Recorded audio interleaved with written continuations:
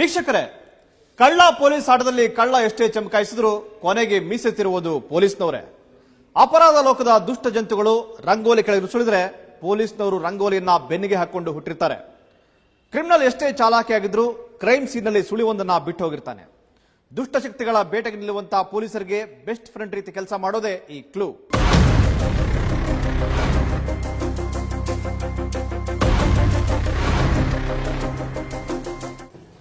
ಅದು 4 ವರ್ಷ ಹಿಂದಿನ ಕೊಲೆ ಪ್ರಕರಣ. ಆದರೆ ಬಗೆಹರಿದು ಮಾತ್ರ ಮೊನ್ನೆ ಅಷ್ಟೇ. ಕುಡಿತಕ್ಕೆ ದಾಸನಾಗಿದ್ದ ಗಂಡನ ಸಂಚನ ಅರ್ಥಂತ ಪತ್ನಿ ಗಂಡನಿಗೆ ಗುಂಡಿ ತೋಡಿದ್ಲು. ಆದರೆ ತಾನು ಮಾಡಿದ ತಪ್ಪಿಗೆ ಆಕೆ ಪಶ್ಚಾತ್ತಾಪ ಪಡ್ತಾ ಇದ್ಲು. ಆದರೆ ಗಂಡನನ್ನು ಕೊಂದು ಮಕ್ಕಳನ್ನ ರಕ್ಷಣೆ ಮಾಡಿದೆ ಅಂತ ಸಮಾಧಾನ ಪಟ್ಕೊಂಡಿದ್ಲು. ಆದರೆ 4 ವರ್ಷಗಳ ನಂತರ ಆಕೆ ಜೈಲು ಪಾಲಾದ್ಲು. ಇದೇ ಇವತ್ತಿನ ಕ್ಲೂ ವಿಶೇಷ, ಕ್ರೈಮ್ ಫೋಬಿಯಾ.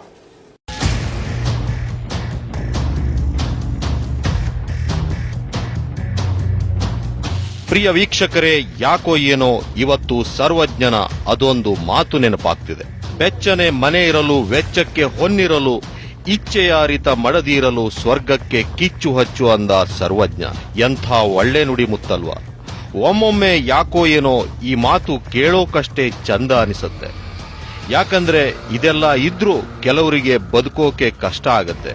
ಇವೆಲ್ಲ ಇದ್ರೂ ಒಳ್ಳೆ ವ್ಯಕ್ತಿತ್ವ ಬೆಳೆಸಿಕೊಳ್ಳಿಲ್ಲ ಅಂದ್ರೆ ಈ ಭೂಮಿನೇ ನರಕ ಆಗುತ್ತೆ ಅನ್ನೋಕೆ ಇವತ್ತು ನಾವ್ ಹೇಳೋ ಹೊರಟಿರೋ ಕಥೆನೇ ಸಾಕ್ಷಿ. ಆ ಮನುಷ್ಯನಿಗೆ ನಿಜಕ್ಕೂ ಎಲ್ಲವೂ ಇತ್ತು. ಸುಂದರ ಬದುಕು, ಸುಖವಾದ ದಾಂಪತ್ಯ, ಜೊತೆಗೆ 2 ಮುದ್ದಾದ ಹೆಣ್ಣು ಮಕ್ಕಳು, ಖರ್ಚಿಗೆ ಒಂದಿಷ್ಟು ಹಣ. ಆದ್ರೆ ಅವನಲ್ಲಿ ಇಲ್ಲದೆ ಹೋಗಿದ್ದು ಅಂದ್ರೆ ಅದು ಒಳ್ಳೆಯ ವ್ಯಕ್ತಿತ್ವ. ಅದರಲ್ಲೂ ಕುಟುಂಬದ ಆಧಾರ ಸ್ತಂಭ ಆಗೋ ಗಂಡನಿಗೆ ಒಳ್ಳೆ ವ್ಯಕ್ತಿತ್ವನೇ ಇಲ್ಲದೆ ಹೋದ್ರೆ ಹೆಂಡತಿಯೇ ಅವನ ಪಾಲಿನ ಯಮಳಾಗುತ್ತಾಳೆ ಅನ್ನೋಕೆ ಇವತ್ತಿನ ಪ್ರಕರಣವೇ ಸಾಕ್ಷಿ.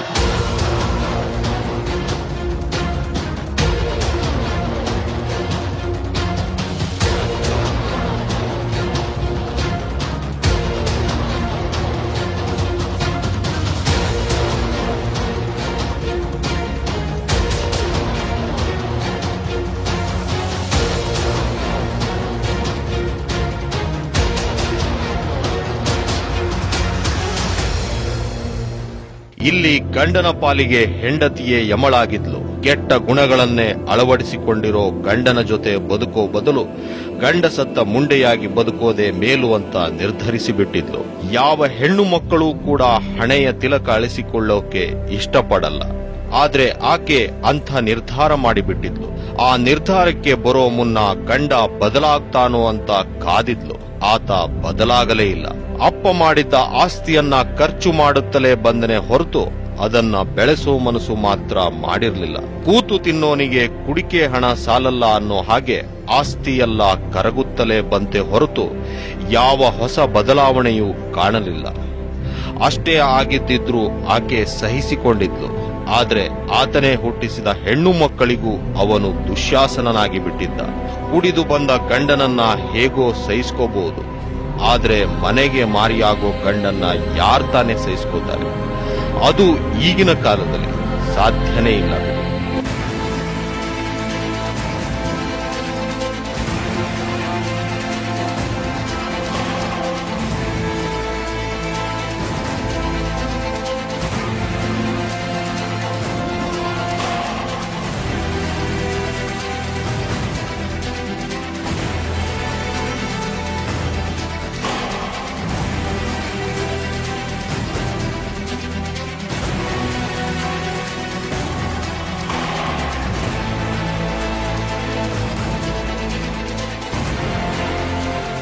ಇದೊಂದು ರೀತಿ ಉಡುಪಿಯ ಖ್ಯಾತ ಉದ್ಯಮಿ ಭಾಸ್ಕರ್ ಶೆಟ್ಟಿ ಪ್ರಕರಣವನ್ನೇ ಹೋಲುತ್ತೆ. ಇಲ್ಲೂ ಕೂಡ ಹೆಂಡತಿಯೇ ಗಂಡನಿಗೆ ಗುಂಡಿ ತೋಡಿದ್ಲು. ಅದು ಆಸ್ತಿ ಉಳಿಸಿಕೊಳ್ಳೋಕೆ ಅನ್ನೋದು ಸತ್ಯ.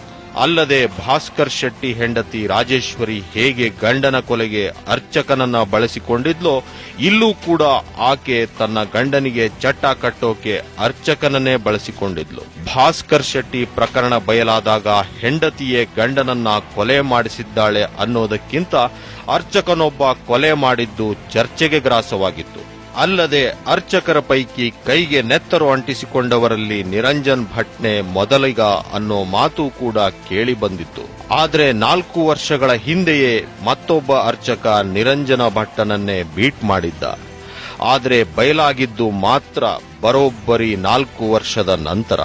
ಬಹುಶಃ ನಿಮಗೆಲ್ಲ ಆ ಮಹಾನುಭಾವಿ ಅರ್ಚಕ ಯಾರೋ ಅನ್ನೋ ಕುತೂಹಲ ಇರಬೇಕಲ್ಲ. ಮುಂದೆ ಅವನ ಬಗ್ಗೆ ಹೇಳೇ ಹೇಳ್ತೀವಿ. ಆದರೆ ಅದಕ್ಕೂ ಮುನ್ನ 4 ವರ್ಷದ ಹಿಂದೆ ಏನಾಗಿತ್ತು ಅನ್ನೋದನ್ನ ಹೇಳಿಬಿಡ್ತೀವಿ ಕೇಳಿ.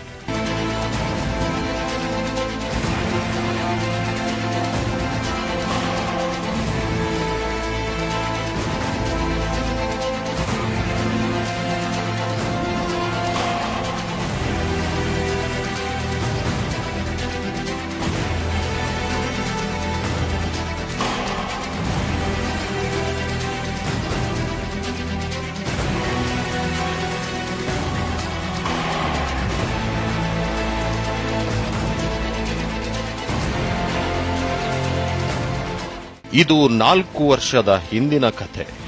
ಅಂದ್ರೆ 2012ರ ಮಾರ್ಚ್ 15ನೇ ತಾರೀಕು ಬೆಂಗಳೂರು ಗ್ರಾಮಾಂತರ ದೊಡ್ಡಬಳ್ಳಾಪುರ ನೆಲಮಂಗಲ ಬಾರ್ಡರ್ನ ಜಿಪಿಆರ್ ಗಾರ್ಡನ್ನ ಬಳಿ ವ್ಯಕ್ತಿಯೊಬ್ಬನ ಶವ ಪತ್ತೆಯಾಗಿತ್ತು. ಶವ ಸಿಕ್ಕಿದ ಮೇಲೆ ಪೊಲೀಸರು ಸುಮ್ನಿರ್ತಾರ?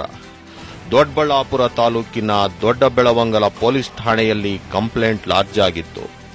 ನಂತರ ವ್ಯಕ್ತಿಯ ಕುಲಗೋತ್ರ ಜಾಲಾಡೋಕೆ ಶುರು ಮಾಡಿದ್ರು. ಹಾಗೆ ವ್ಯಕ್ತಿಯ ಜಾತಕ ಹುಡುಕ್ತಿರುವಾಗಲೇ ಆತ ಮೈಸೂರು ಮೂಲದ ಪ್ರಕಾಶ್ ಅಂತ ಗೊತ್ತಾಗಿತ್ತು. ಅಲ್ಲದೆ ಈತ ಬೆಂಗಳೂರಿನ ರಾಜರಾಜೇಶ್ವರಿ ನಗರದ ಭಾಗ್ಯಮ್ಮ ಅನ್ನೋರನ್ನ ಮದುವೆ ಆಗಿ ಬೆಂಗಳೂರಿನಲ್ಲೇ ವಾಸವಾಗಿದ್ದರ ಬಗ್ಗೆಯೂ ತಿಳಿದಿತ್ತು. ಹೇಗೋ ಈ ಪ್ರಕಾಶ್ನ ಮೂಲ ಪತ್ತೆ ಮಾಡಿದ ಪೊಲೀಸರು ಆತನ ಹೆಂಡತಿ ಭಾಗ್ಯಮ್ಮನಿಗೆ ವಿಷಯ ತಿಳಿಸಿದರು. ಗಂಡ ಸತ್ತ ವಿಷಯ ಕೇಳಿ ಭಾಗ್ಯಮ್ಮನು ಕಣ್ಣೀರು ಹಾಕಿದ್ಲು. ತಾಯಿ ಜೊತೆ ಮಕ್ಕಳು ಕೂಡ ಅತ್ತು ಸೊರಗಿದ್ರು. ಆದರೆ ಯಾರಿಗೂ ಕೂಡ ಆತನನ್ನ ಕಳ್ಕೊಂಡ ನೋವು ಇರಲಿಲ್ಲ. ಇದು ಪೊಲೀಸರಿಗೆ ಏನು ಗೊತ್ತಾಗದೇ ಇರಲಿಲ್ಲ. ಆದರೂ ಆಗೋ ಕಾರ್ಯಗಳೆಲ್ಲ ಮೊದಲು ಮುಗಿಲಿ ಅಂತ ಸುಮ್ಮನಾಗಿದ್ರು. ಪೋಸ್ಟ್ ಮಾರ್ಟಮ್ ಪ್ರೊಸೆಸ್ ಎಲ್ಲ ಮುಗಿದ ಮೇಲೆ ಬಾಡಿನ ಕುಟುಂಬದವರಿಗೆ ಕೊಟ್ಟಿದ್ರು. ಅಂತ್ಯ ಸಂಸ್ಕಾರನೂ ಮುಗೀತು. ಆಮೇಲೆ ಶುರುವಾಗಿತ್ತು ನೋಡಿ police enquiry. Doddabelavangala police station ವ್ಯಾಪ್ತಿಯಲ್ಲಿ ಸುಮಾರು 4 ವರ್ಷ ಹಿಂದೆ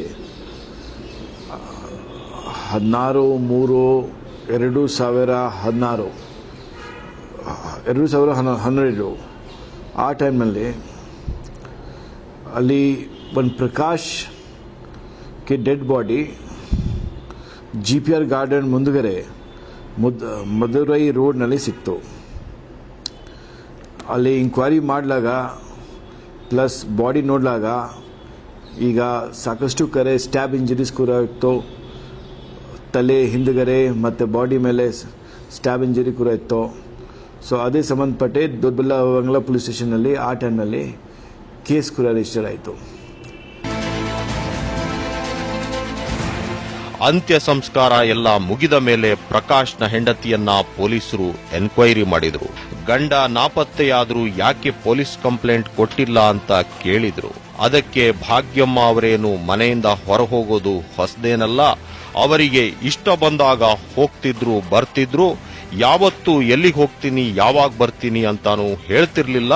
ಹಾಗಾಗಿ ಹೋದವರು ಬರ್ತಾರೆ ಅಂತ ಸುಮ್ಮನಾಗಿದ್ವಿ ಅಂತ ಹೇಳಿ ಮುಗಿಸ್ಬಿಟ್ಟಿದ್ಲು.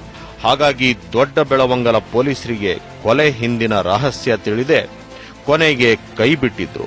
ಆದರೆ ಈಗಿನ ಬೆಂಗಳೂರು ಗ್ರಾಮಾಂತರ ಎಸ್ಪಿ ಅಮಿತ್ ಸಿಂಗ್ ನೇತೃತ್ವದ ದೊಡ್ಡಬಳ್ಳಾಪುರ ಸರ್ಕಲ್ ಇನ್ಸ್ಪೆಕ್ಟರ್ ತಂಡ ಕೊಲೆ ಪ್ರಕರಣವನ್ನ ಪತ್ತೆ ಹಚ್ಚುವಲ್ಲಿ ಯಶಸ್ವಿಯಾಗ್ಬಿಡ್ತು. ಸತತ 4 ವರ್ಷಗಳ ಕಾಲ ಕೇಸ್ ಸ್ಟಡಿ ಮಾಡಿ ಕೊಲೆಗಾರರನ್ನ ಸಾಕ್ಷಿ ಸಮೇತ ಹಿಡಿದಿದ್ರು. ಯಾವ ಪ್ರಕರಣವನ್ನ ಕ್ಲೂನೇ ಸಿಗಲಿಲ್ಲ ಅಂತ ಹೇಳಿ ದೊಡ್ಡಬೆಳವಂಗಲ ಪೊಲೀಸರು ಕೈ ಬಿಟ್ಟಿದ್ರು. ಅದೇ ಪ್ರಕರಣವನ್ನ ಕೈಗೆತ್ತಿಕೊಂಡ ದೊಡ್ಡಬಳ್ಳಾಪುರದ ಸರ್ಕಲ್ ಇನ್ಸ್ಪೆಕ್ಟರ್ ಶಿವಕುಮಾರ್ ಸಣ್ಣ ಕ್ಲೂ ಹಿಡಿದೆ ಆರೋಪಿಯನ್ನ ಬಂಧಿಸಿದ್ರು. 4 ವರ್ಷಗಳ ಹಿಂದೆ ತನಗೇನೂ ಗೊತ್ತಿಲ್ಲ ಎಂದಿದ್ದ ಪ್ರಕಾಶ್ ಹೆಂಡತಿ ಭಾಗ್ಯಮ್ಮ ಕೊಲೆಗಾರ್ತಿಯಾಗಿ ಸಿಕ್ಕಿಬಿದ್ದಿದ್ಲು.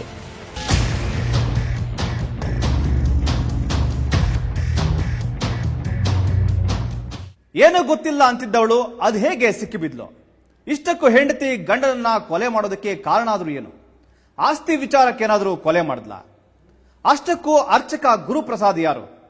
ಗುರುಪ್ರಸಾದ್ಗೂ ಪ್ರಕಾಶನ ಹೆಂಡತಿಗೂ ಇದ್ದಂತಹ ಸಂಬಂಧವಾದರೂ ಏನು ಹೇಳ್ತೀರಿ ಒಂದು ಸಣ್ಣ ಬ್ರೇಕ್ ನಂತರ.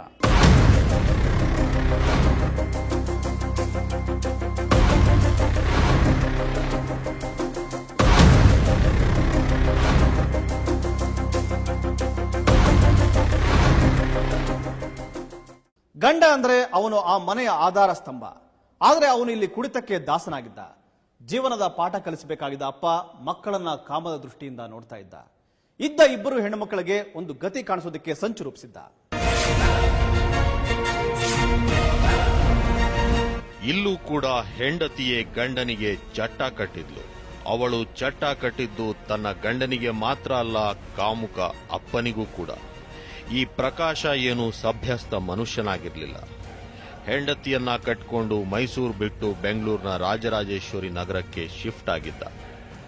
2 ಹೆಣ್ಣು ಮಕ್ಕಳ ತಂದೆಯಾದರೂ ಜವಾಬ್ದಾರಿ ಬರಲೇ ಇಲ್ಲ. ಅಪ್ಪ ಮಾಡಿಟ್ಟ ಆಸ್ತಿಯನ್ನೇ ಕರಗಿಸ್ತಾ ಬಂದ. ಜೊತೆಗೆ ಕುಡಿತದ ದಾಸನಾದ. ಯಾವ ಹೆಂಡತಿನೇ ಆಗ್ಲಿ ಗಂಡ ಕುಡುಕ ಆದ್ರೂ ಹೇಗೋ ಬಾಳ್ವೆ ನಡೆಸ್ತಾಳೆ. ಆದ್ರೆ ಗಂಡ ಕೆಲ್ಸಕ್ಕೆ ಹೋಗದೆ ಇರೋದನ್ನೆಲ್ಲ ಮಾರಿಕೊಂಡು ಶೋಕಿ ಮಾಡಿಕೊಂಡು ಬಾಯಿಗೆ ಎಣ್ಣೆ ಬಿಟ್ಕೊಂಡಿದ್ರೆ ಅದ್ ಹೇಗೆ ತಾನೇ ಸಹಿಸ್ತಾರೆ ಹೇಳಿ. ಎಷ್ಟೇ ಆಗಿದ್ರೂ ಭಾಗ್ಯಮ್ಮ ಸುಮ್ನಿರ್ತಿದ್ಲು. ಆದ್ರೆ ಈ ಪ್ರಕಾಶ ತಾನೇ ಹುಟ್ಟಿಸಿದ ಮಕ್ಕಳನ್ನ ಕಾಮುಕ ದೃಷ್ಟಿಯಿಂದ ನೋಡೋಕೆ ಶುರು ಮಾಡಿದ್ದ. ಹೆಣ್ಣು ಮಕ್ಕಳು ಸ್ನಾನ ಮಾಡ್ತಿದ್ರೆ ಬಗ್ಗಿ ನೋಡೋದು, ರಾತ್ರಿ ಅವರು ಮಲಗಿದ್ದಾಗ ಸೈಲೆಂಟ್ ಆಗಿ ಹೋಗಿ ಅವರ ಪಕ್ಕ ಮಲಗೋದು ಮಾಡ್ತಿದ್ದ. ಇದು ಭಾಗ್ಯಮ್ಮನಿಗೆ ಇರುಸು ಮುರುಸಾಗಿತ್ತು.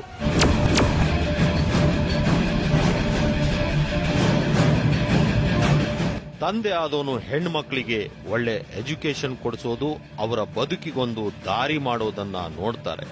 ಆದ್ರೆ ಈ ಪ್ರಕಾಶ ಎಲ್ಲವನ್ನ ಮರೆತು ಶೋಕಿ ಮಾಡೋದು ಇಲ್ಲ ಕಂಠ ಪೂರ್ತಿ ಕುಡಿಯೋದನ್ನೇ ಅಭ್ಯಾಸ ಮಾಡ್ಕೊಂಡ್ಬಿಟ್ಟಿದ್ದ. ಅವನ ಕುಡಿತಕ್ಕೆ ಮೈಸೂರಿನಲ್ಲಿ ಅಪ್ಪ ಮಾಡಿದ್ದ ಆಸ್ತಿ ಕರಗುತ್ತಾ ಬಂದಿತ್ತು. ಇನ್ನು ಮೈಸೂರಿನಲ್ಲೇ ಕೆಲವು ಮನೆಗಳನ್ನ ಬಾಡಿಗೆ ಬಿಟ್ಟಿದ್ದ ಪ್ರಕಾಶ ಅದರಿಂದ ಬರೋ ಆದಾಯದಲ್ಲೇ ಸಂಸಾರ ನಡೆಸಿಕೊಂಡು ಬಂದಿದ್ದ. ಆದರೆ ಬರ್ತಾ ಬರ್ತಾ ಆ ಮನೆಯ ಬಾಡಿಗೆ ಹಣವನ್ನು ಸ್ವಂತಕ್ಕೆ ಬಳಸಿಕೊಳ್ಳೋಕೆ ಶುರು ಮಾಡಿದ್ದ. ಇಷ್ಟಾದರೂ ಭಾಗ್ಯಮ್ಮ ಸುಮ್ಮನೆ ಇತ್ತು. ಭಾಗ್ಯಮ್ಮನಿಗೂ ತವರು ಮನೆಯಿಂದ ಸಾಕಷ್ಟು ಆಸ್ತಿ ಸಿಕ್ಕಿತ್ತು. ಆದರೆ ಅದ್ಯಾವುದನ್ನು ಪ್ರಕಾಶನ ಸುಪರ್ದಿಗೆ ಕೊಟ್ಟಿರಲಿಲ್ಲ ಈ ಭಾಗ್ಯಮ್ಮ. ಹಾಗಾಗಿ ಹೇಗೋ ತನ್ನ ಪಾಡಿಗೆ ತಾನು ಸಂಸಾರ ಮಾಡಿಕೊಂಡು 2 ಹೆಣ್ಮಕ್ಕಳ ಜವಾಬ್ದಾರಿಯನ್ನು ತಾನೇ ಹೊತ್ಕೊಂಡಿದ್ಲು. ಹೆಂಡತಿ ಹೇಗೋ ಸಂಸಾರ ನೋಡ್ಕೋತಾಳೆ, ಇನ್ನು ನಾನ್ಯಾಕೆ ತಲೆ ಕೆಡಿಸ್ಕೋಬೇಕು ಅಂತ ಪ್ರಕಾಶ ದಿನ ಕುಡಿದು ಬರೋಕೆ ಶುರುವಾಗಿದ್ದ. ಕುಡಿದು ಬರೋ ಗಂಡನನ್ನ ಭಾಗ್ಯಮ್ಮ ದಿನದಿಂದ ದಿನಕ್ಕೆ ದೂರ ಇಡ್ತಾನೆ ಬಂದಿದ್ಲು.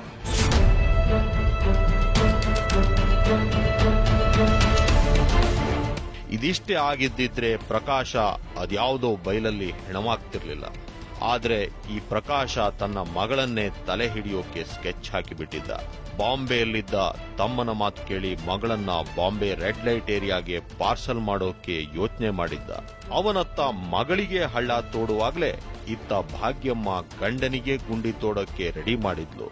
ಇದೇ ಟೈಮ್ನಲ್ಲಿ ಪ್ರಕಾಶನಿಗೆ ಮೈಸೂರಿನಲ್ಲಿದ್ದ ಅಪ್ಪನ ಆಸ್ತಿ ಭಾಗವಾಗಿ ಒಂದು ನಿವೇಶನ ಸಿಕ್ಕಿತ್ತು. ಹಾಗೆ ಭೂಮಿ ಸಿಕ್ತಿದ್ದ ಹಾಗೆ ಯಾರೋ ಒಬ್ರು ಈ ಪ್ರಕಾಶನ ತಲೆಯಲ್ಲಿ ಈ ಭೂಮಿನಲ್ಲಿ ನಿಧಿ ಇದೆ ಅಂತ ಆಸೆ ಹುಟ್ಟಿಸಿದ್ರು. ನಿಧಿ ಆಸೆಗೆ ಬಿದ್ದ ಪ್ರಕಾಶ ಕೇರಳ ತಮಿಳುನಾಡಿನಿಂದ ಸ್ವಾಮೀಜಿಗಳನ್ನ ಕರೆಸಿ ಪೂಜೆ ಮಾಡಿಸಿದ್ದ.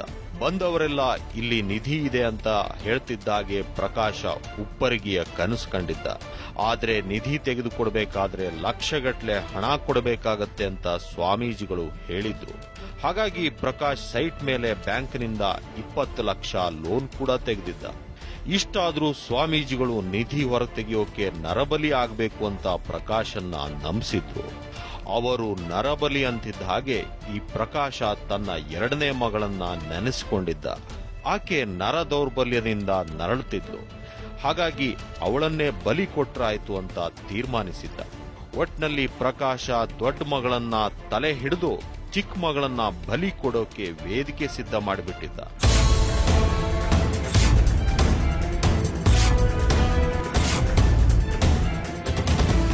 ಇಷ್ಟೆಲ್ಲಾ ವಿಷಯ ತಿಳಿದ ಭಾಗ್ಯಮ್ಮ ಕೆಂಡಾಮಂಡಲವಾಗಿದ್ಲು. ಇನ್ನು ಗಂಡನ್ನ ಹೀಗೆ ಬಿಟ್ರೆ ಮಕ್ಕಳಿಗೆ ಒಂದು ಗತಿ ಕಾಣಿಸ್ತಾನೆ ಅಂತ ಪ್ರಕಾಶನಿಗೆ ಗತಿ ಕಾಣಿಸೋಕೆ ಯೋಚನೆ ಮಾಡಿದ್ಲು.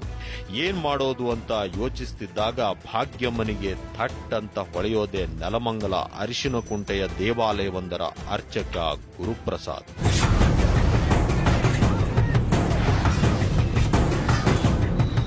ಈ ಗುರುಪ್ರಸಾದ್ ಕಂಡ್ರೆ ಭಾಗ್ಯಮ್ಮನಿಗೆ ಅದೆಂತದೋ ಗೌರವ ಇತ್ತು. ಅವನ ಮೇಲೆ ಗೌರವ ಬರೋಕು ಒಂದು ಕಾರಣ ಕೂಡ ಇತ್ತು. ನರ ದೌರ್ಬಲ್ಯದಿಂದ ನರಳುತ್ತಿದ್ದ ಚಿಕ್ಕ ಮಗಳನ್ನ ಗುರುಪ್ರಸಾದ್ ಇದ್ದ ದೇವಸ್ಥಾನಕ್ಕೆ ಆಗಾಗ ಕರೆದುಕೊಂಡು ಬರ್ತಿದ್ಲು. ಹಾಗಾಗಿ ಚಿಕ್ಕ ಮಗಳ ಕಾಯಿಲೆ ಸ್ವಲ್ಪ ಮಟ್ಟಿಗೆ ಸುಧಾರಿಸಿತ್ತು. ಆಗಿನಿಂದ ಭಾಗ್ಯಮ್ಮನಿಗೆ ಗುರುಪ್ರಸಾದ್ ಮೇಲೆ ಗೌರವ ಭಕ್ತಿ ಎರಡೂ ಬೆಳೆದಿತ್ತು. ಗಂಡನನ್ನು ಇವನ ಬಳಿ ಕರೆದುಕೊಂಡು ಬರ್ತಿದ್ಲು. ಆದರೆ ಪ್ರಕಾಶ್ನಲ್ಲಿ ಮಾತ್ರ ಯಾವುದೇ ಬದಲಾವಣೆ ಆಗಿರಲಿಲ್ಲ. ಯಾವಾಗ ಪ್ರಕಾಶ್ ಮಕ್ಕಳನ್ನೇ ಹಾಳು ಮಾಡೋಕೆ ಹೊರಟಿದ್ನೋ ಆಗ ಭಾಗ್ಯಮ್ಮ ತನ್ನ ಪಾಲಿನ ದೇವರಾಗಿದ್ದ ಗುರುಪ್ರಸಾದ್ ಬಳಿ ಓಡಿ ಬಂದಿದ್ಲು. ಗಂಡ ಮಾಡ್ತಿರೋ ಅಡ್ನಾಡಿ ಕೆಲಸಗಳ ಬಗ್ಗೆ ಬಾಯಿ ಬಿಟ್ಟಿದ್ಲು. ಅರ್ಚಕ ಗುರುಪ್ರಸಾದ್ ಎಲ್ಲವೂ ಒಳ್ಳೇದಾಗತ್ತೆ ಅಂತ ಸಮಾಧಾನ ಹೇಳಿದ್ರು. ಆದರೆ ಭಾಗ್ಯಮ್ಮನಿಗೆ ಮಾತ್ರ ಗಂಡನ ಮೇಲೆ ನಂಬಿಕೆ ಇರಲಿಲ್ಲ. ಅವನನ್ನ ಹೀಗೆ ಬಿಟ್ರೆ ಮಕ್ಕಳನ್ನು ಕಳ್ಕೋಬೇಕಾಗತ್ತೆ ಅಂತ ಅರ್ಚಕನಿಗೆ ಸುಪಾರಿ ಕೊಟ್ಟಿದ್ಲು. ಆದರೆ ಗುರುಪ್ರಸಾದ್ ಮೊದಲು ಡೀಲ್ನ ನಿರಾಕರಿಸಿದ್ದ. ಆದರೆ ಅವನಿಗೆ ದೇವಸ್ಥಾನ ಕಟ್ಟೋ ಆಸೆ ಇದ್ದಿದ್ರಿಂದ 10 ಲಕ್ಷ ರೂಪಾಯಿಗೆ ಡೀಲ್ ಕುದುರಿಸಿದ್ದ. 4 ವರ್ಷದ ನಂತರ ಪೊಲೀಸರಿಗೆ ಸಿಕ್ಕ ಒಂದೇ ಒಂದು ಕ್ಲೂನಿಂದ ಜೈಲು ಪಾಲಾದ.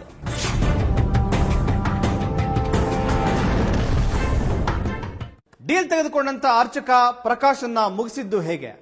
ಅರ್ಚಕ ಗುರುಪ್ರಸಾದ್ಗೆ ಪ್ರಕಾಶ್ ಇದ್ದಂತ ಒತ್ತಡವಾದರೂ ಏನು? ಅವನ್ಯಾಕೆ ಭಾಗ್ಯಮ್ಮ ಜೊತೆ ಕೈ ಜೋಡಿಸಿದ್ದ? ಇಷ್ಟಕ್ಕೂ 4 ವರ್ಷಗಳ ಹಿಂದೆ ನಡೆದಂತ ಕೊಲೆ ಪ್ರಕರಣದಲ್ಲಿ ಪೊಲೀಸರಿಗೆ ಮೊನ್ನೆ ಸಿಕ್ಕಂತ ಆ ಕ್ಲೂ ಯಾವುದು? ಅದನ್ನು ಹೇಳ್ತೀನಿ ಒಂದು ಸಣ್ಣ ಬ್ರೇಕ್ನ ನಂತರ.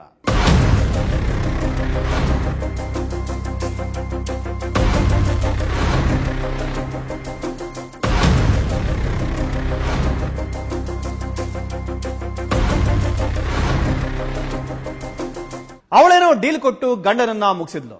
ಆದರೆ ಮನಸ್ಸಾಕ್ಷಿ ಅನ್ನೋದು ಒಂದಿರುತ್ತಲ್ಲ, ಅದು ಅವಳನ್ನ ಕಾಡೋಕೆ ಶುರು ಮಾಡಿತ್ತು. ತಾನು ಮಾಡಿದ ಪಾಪ ಅವಳನ್ನ ಇಂಚಾಗಿ ಕಾಡ್ತಾನೆ ಇತ್ತು. ಎಲ್ಲಿಯಾದ್ರೂ ಕೊಲೆಗಾರ ಅನ್ನೋ ಶಬ್ದ ಕೇಳಿದ್ರೆ ಸಾಕು ಅವಳು ಬೆಚ್ಚಿ ಬೀಳ್ತಾ ಇದ್ಲು. ಕೊನೆಗೆ ಮನೆಯಲ್ಲಿ ಬರ್ತಿದ್ದಂತ ಕ್ರೈಮ್ ಸ್ಟೋರಿ ನೋಡಿ ಅವಳು ಮೂಲೆ ಸೇರ್ಕೊಂತಾ ಇದ್ಲು.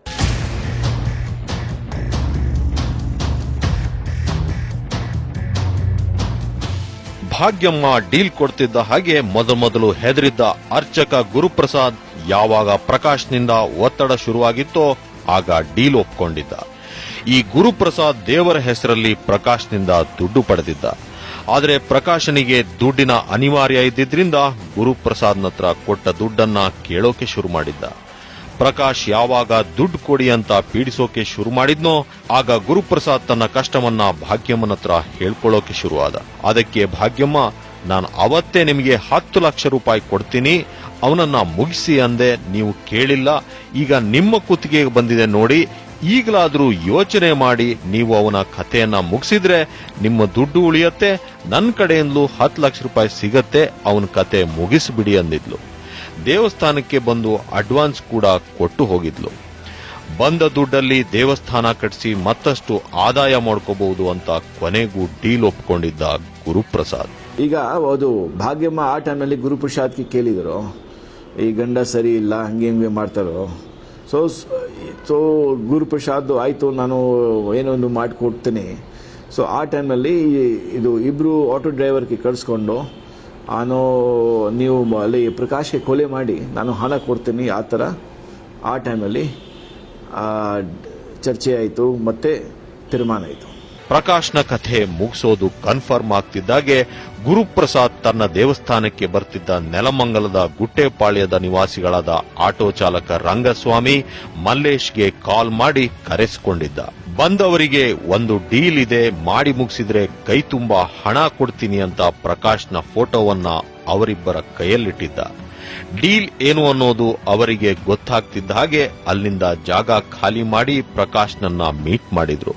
ಪ್ರಕಾಶ್ನಿಗೆ ಬಾರ್ನಲ್ಲಿ ಚೆನ್ನಾಗಿ ಎಣ್ಣೆ ಕುಡಿಸಿ ಬೈಕ್ನಲ್ಲಿ ಕರೆತಂದು ದೊಡ್ಡಬಳ್ಳಾಪುರ ಗಡಿಭಾಗ ಜಿಪಿಆರ್ ಗಾರ್ಡನ್ನಲ್ಲಿ ಹೊಟ್ಟೆ ಎದೆ ಭಾಗಕ್ಕೆ ಚುಚ್ಚಿ ಹೆಣವನ್ನ ಅಲ್ಲೇ ಬಿಸಾಡಿ ಹೋಗಿದ್ರು. ಇಷ್ಟೆಲ್ಲ ಮುಗಿದ ಮೇಲೆ ಎಲ್ರೂ ಆರಾಮಿದ್ರು. ವರ್ಷ ಕಳೀತು, 2 ವರ್ಷವೂ ಕಳೀತು. ಸದ್ಯ ಯಾವ ತಕರಾರು ಇಲ್ಲ ಅಂತ ಎಲ್ರೂ ನೆಮ್ಮದಿಯಾಗಿದ್ರು. ಆದರೆ ಬೆಂಗಳೂರು ಗ್ರಾಮಾಂತರ ಎಸ್ಪಿ ಅಮಿತ್ ಸಿಂಗ್ ನೇತೃತ್ವದ ಡಿವೈಎಸ್ಪಿ ನಾಗರಾಜು ಮೇಲುಸ್ತುವಾರಿಯ ದೊಡ್ಡಬಳ್ಳಾಪುರ ಸರ್ಕಲ್ ಇನ್ಸ್ಪೆಕ್ಟರ್ ಶಿವಕುಮಾರ್ ತಂಡಕ್ಕೆ ಅದೊಂದು ಕ್ಲೂ ಸಿಕ್ಕಿತ್ತು. ಅದೊಂದು ಕ್ಲೂ ಹಿಡಿದು ಆ 4 ಜೈಲಿಗಟ್ಟಿದ್ರು.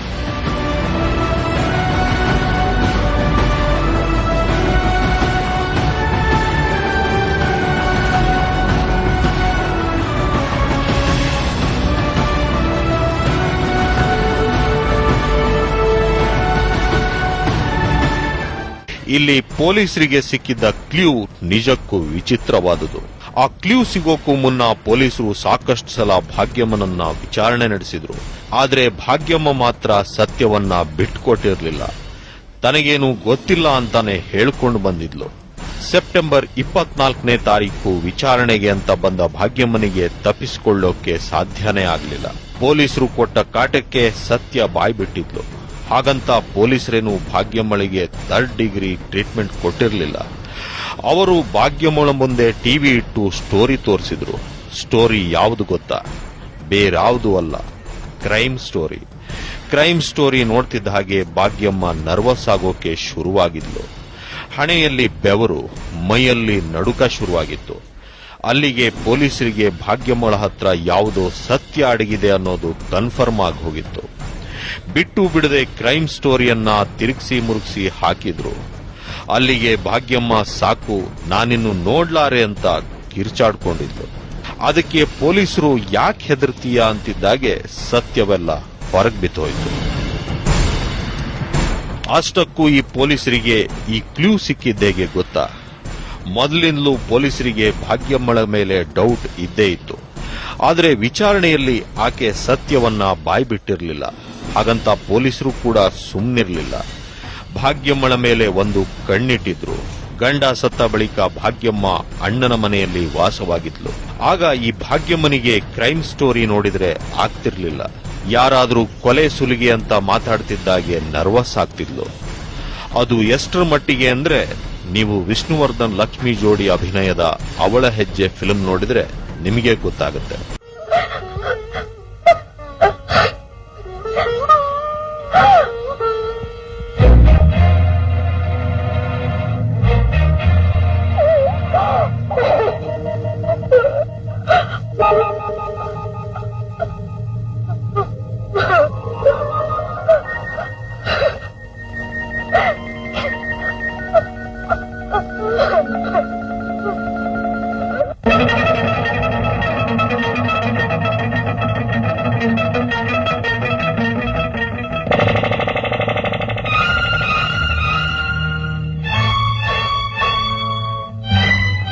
ಡಾಕ್ಟರ್, ಇವನ ಹೆಸರು ರಂಗ.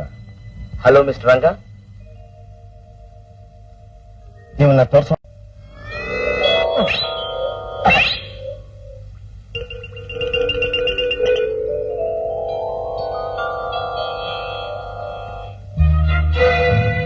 ಮೊದಲಿನ ಹಾಗೆ ಇವನ್ನ ಮನುಷ್ಯನಾಗಿ ಮಾಡ್ಬಿಟ್ಟು ಸಾಕು. ಇವನ್ನ ಕೊಲೆ ಮಾಡೋದಕ್ಕೆ ಪ್ರಯತ್ನ ಪಟ್ಟವ್ರು ಯಾರು, ಯಾಕೆ ಹೀಗೆ ಮಾಡಿದ್ರು, ಅವ್ರಿಗೂ ಇವನಿಗೂ ಏನ್ ಸಂಬಂಧ, ಇದನ್ನೆಲ್ಲ ಸುಲಭವಾಗಿ ಬಾಯ್ಬಿಡಿಸಬಹುದು.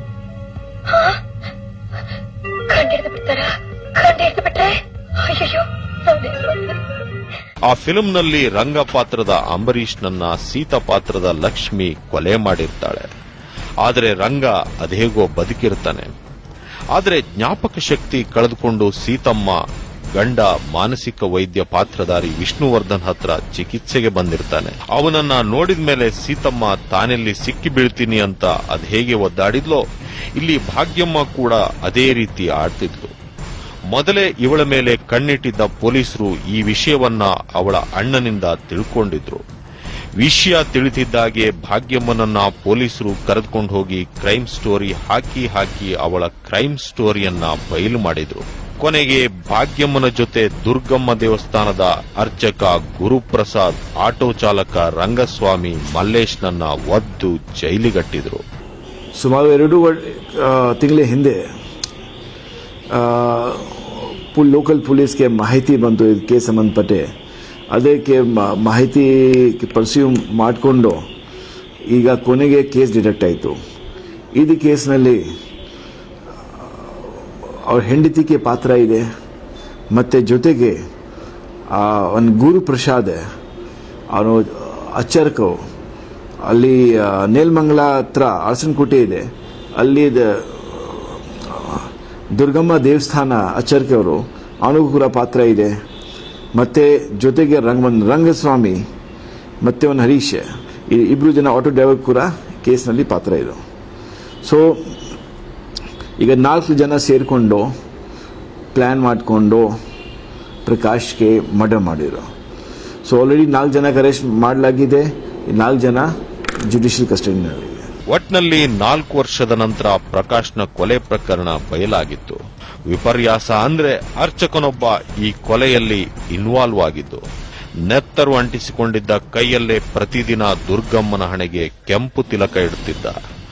ಒಂದು ದೇವಸ್ಥಾನ ಜೀರ್ಣೋದ್ಧಾರ ಆದ್ರೆ ಅದರ ಹಿಂದೆ ದೈವಿ ಶಕ್ತಿ, ಅಪಾರ ಭಕ್ತರ ಶ್ರಮ ಇರುತ್ತೆ ಅನ್ನೋದು ಹಲವರ ನಂಬಿಕೆ.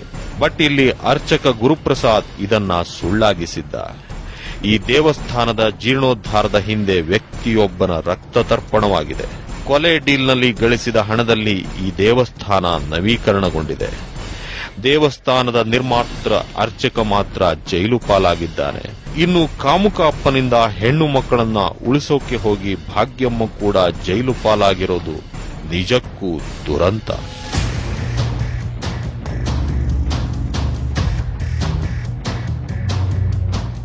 ಇದೇ ಈ ವಾರದ ಕ್ಲೂ. ಮುಂದಿನ ವಾರ ಮತ್ತೊಂದು ಕ್ಲೂನೊಂದಿಗೆ ನಿಮ್ಮ ಮುಂದೆ ಬರ್ತೀನಿ. ಅಲ್ಲಿಯವರೆಗೆ ನಿಖರ ಸುದ್ದಿಗಾಗಿ ನೋಡ್ತಾ ಇರಿ ಪ್ರಜಾ ಟಿವಿ.